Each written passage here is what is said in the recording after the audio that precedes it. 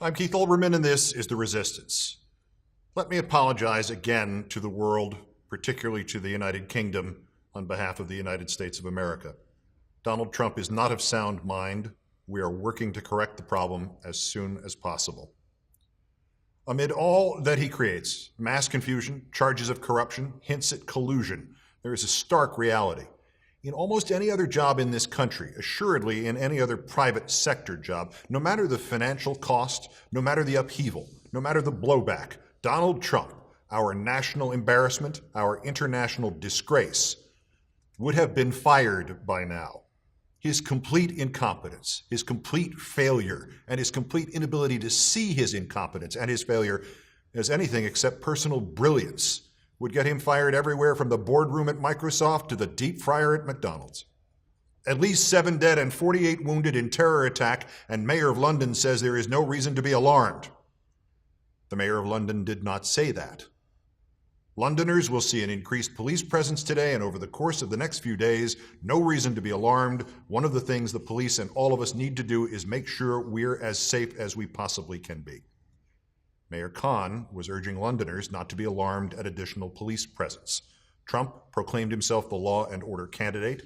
He is symbolized by additional police presence. He is in agreement with Mayor Khan. But Donald Trump is not the kind of man who will take yes for an answer. He has now doubled down on his delusion. Pathetic excuse by London Mayor Sadiq Khan, who had to think fast on his no reason to be alarmed statement, MSM is working hard to sell it. Simply, this is a lie. Mayor Khan's statement was made complete before Trump's reaction to it was made. Trump took a part of it out of context and is now lying to imply that the part about the police presence came separately. It did not. Trump is lying. It may be a lie that is explained by the liar's inability to admit he was wrong or to understand context or to process reality as opposed to what he wants to have had happen, but it is still a lie. Trump must confound, contradict, exploit, boast, insult, and he has to do it so compulsively when he cannot even see when somebody from the outside his tiny self-obsessed world is in agreement with him. For that kind of knee-jerk thinking, the lunchroom manager of a middle school would be fired. Do you notice we are not having a gun debate right now? That's because they use knives and a truck. What? A London Bridge kind of attack here in America where terrorists can easily buy American guns and rifles and have bought American guns and rifles and have killed Americans with American guns and rifles. That kind of terrorist attack would not see men jumping out of a van brandishing knives. They would be carrying automatic weapons and mowing down Americans with guns and rifles bought in America. For behavior that obstinate, that slow-witted, that overflowing with bad guesswork, an attorney at any law firm in this country would be fired. We need to be smart, vigilant, and tough. We need the courts to give us back our rights. We need the travel ban as an extra level of safety. Trump sent that tweet about 48 hours after Justice Department attorneys went to the Supreme Court and asked them to overrule lower courts and instate Trump's new regulations on foreigners entering this country. And the central premise of their argument is that it is not a travel ban.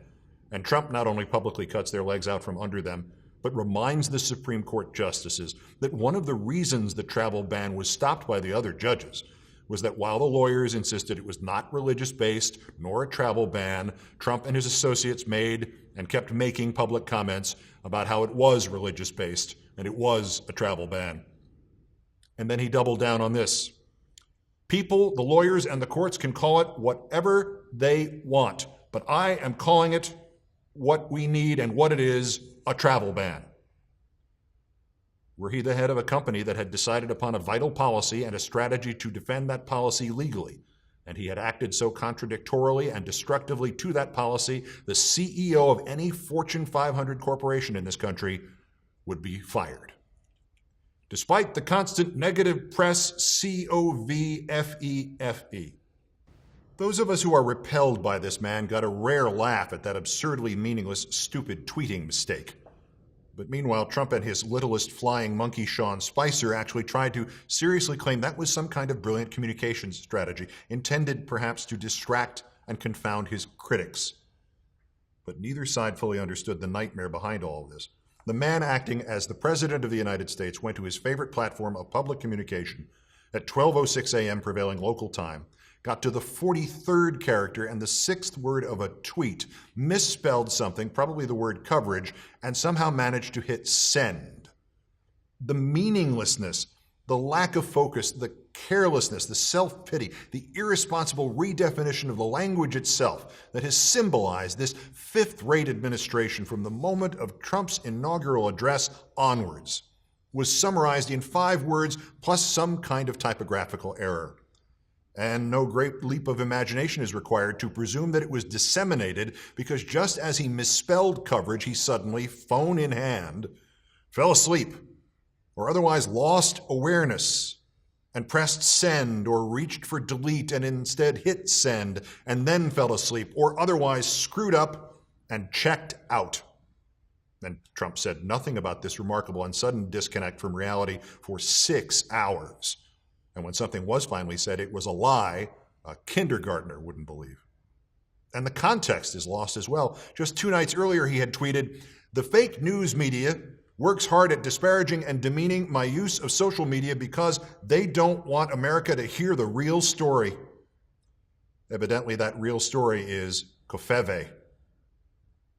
For behavior that irresponsible, that incoherent, that utterly self-unaware, any employee in any company or in any branch of government service that was not the presidency would either be fired or immediately tested for substance abuse or for their psychological health, or both.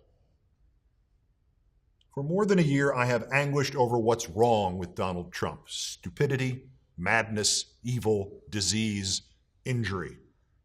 I no longer care which.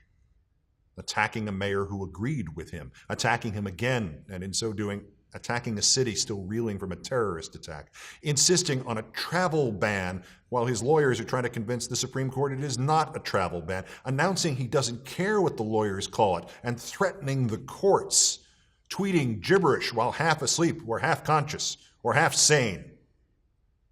This is not about policy. It is not about conservatives versus liberals. It is not about Republicans versus Democrats. It is not about make America great again or grab them by the pussy. It is not about Russia, and it is not about Pittsburgh or Paris or both. It is about absolute baseline incompetence.